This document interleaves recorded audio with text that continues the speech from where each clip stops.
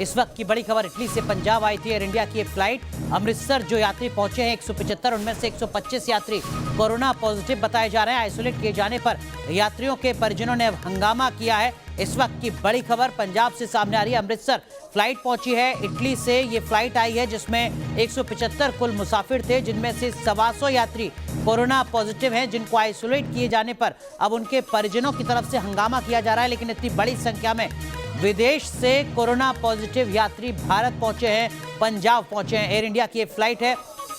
सीधा रुख करते हैं, हमारे सहयोगी राजेश गिल हमारे साथ हैं। राजेश, किस तरीके के नियम हैं? विदेश से कोई व्यक्ति अगर सफर कर रहा है, हवाई सफर, तो क्या उसका आरटीपीसीआर टेस्ट जरूरी नहीं है, वैक्सीनेशन का सर्टिफिकेट जरूरी नहीं है? आखिर कैसे 125 यात्री कोरोना पॉजिटिव इटली से पहुंच जाते हैं अमृतसर?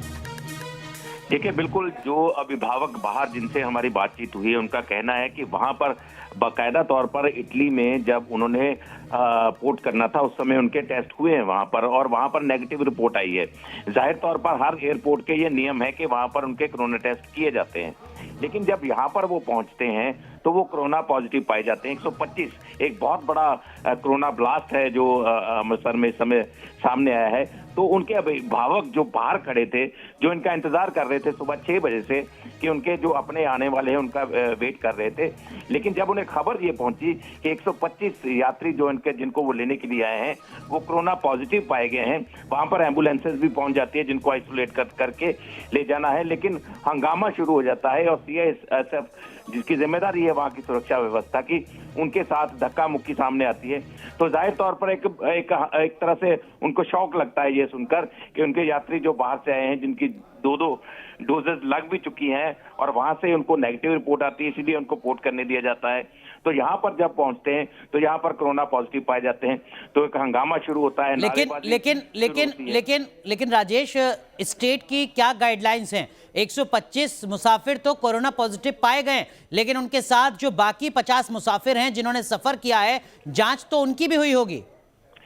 देखिए, सबसे बड़ी बात तो यही है कि उनकी जांच हुई है, उनको आरटीपीसीआर टेस्ट किए गए, उनको वहां से जाने दिया गया।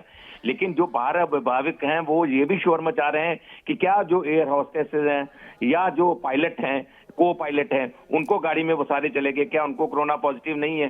क्या उनको आइसोलेट नहीं किया जाएगा या उन पर कोई निगरानी नहीं रखी जाएगी?